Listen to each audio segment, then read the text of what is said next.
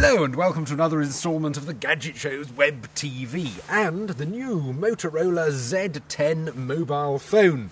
There are two outstanding things about it. One, this splendid slider mechanism, which when it opens turns the phone into a sort of banana shape, which is very feel-good when you're on a call. The second great feature is hidden deep in the menus. It's what promises to be the best video editor ever fitted to a mobile phone. We'll see about that in a minute. But let's look at some of its other features. It's got HSDPA data speeds, that's good. It also has a music player which works through a Bluetooth headset. That's good. Less good, however, is the rather grim keyboard. Very short travel keys with virtually no feedback at all. It's actually quite hard and unpleasant to use. There's also no 3.5mm headphone socket, no Xenon flash, no GPS, no Wi-Fi. More worrying is the fact that the Z10's video camera only supports QVGA quality, whereas the video cameras on phones like Nokia's N82 and N95 support the higher VGA standard. Though it is worth noting that when you try editing video on the N95, you actually have to shoot the video in the lower QVGA standard, otherwise the phone's memory just can't handle it. Anyway, let's try and shoot a short video on the Z10 to see how well the editor handles it. Right, I found a subject for my film. He's called Ben. He's over here, he's all the way from America, and he's very keen to try out trampolining for the first time. So, this will be a film about Ben's experiences on the trampoline. And action! Sure.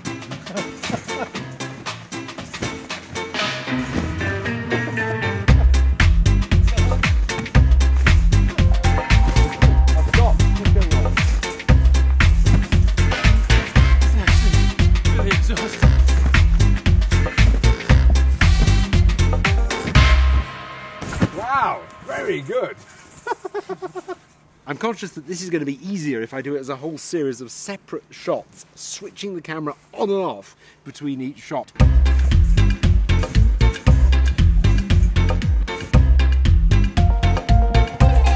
Now for some editing. Now I've made a rough note of what's in each clip, and the next stage is to go into applications and then into Media Studio, where I find the media editor, and then go into an application called Storyboard, which allows me to put all my clips roughly in the right order. My start is clip number 23, so I find that. Now that's irritating because it doesn't give the numbers of the clips. It does give you a thumbnail, but it doesn't give you the number. Happily, I can work that out. Select that one, so 26, 25, 24, 23, that looks right. 26, 25, 24, 23, 22, 20, 19, 18. Right, so I've got my starting clip. Now I need to find some action to go along with it. Clip 17 was good for action, so I just count back.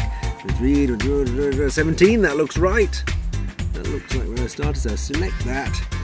And there it goes as the second clip on my video. Oh, and there's some better action on the next clip, number 18, so I'll put that next to it.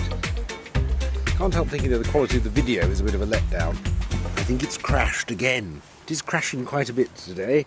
This is a problem with editing video on a phone. I've experienced it before on other phones, and obviously the Z10 is no different. Video basically is just too much for it, and it does crash now and again.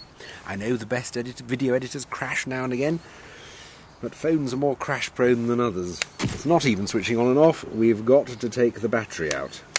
Just a bit. Put it back in.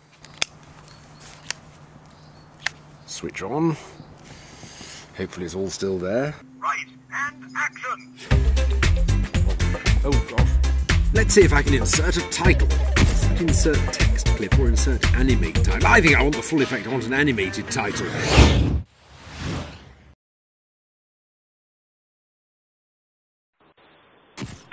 Hello, my name is Ben. I've come all the way from America, 3,000 miles, to jump on this trampoline today.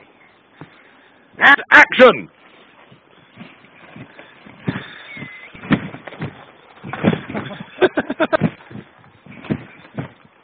Wow, very good.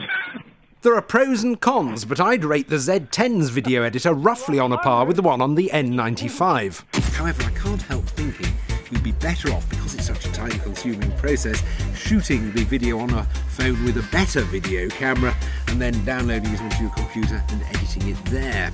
However, I'd still bear in mind that there are better featured, better smartphones available.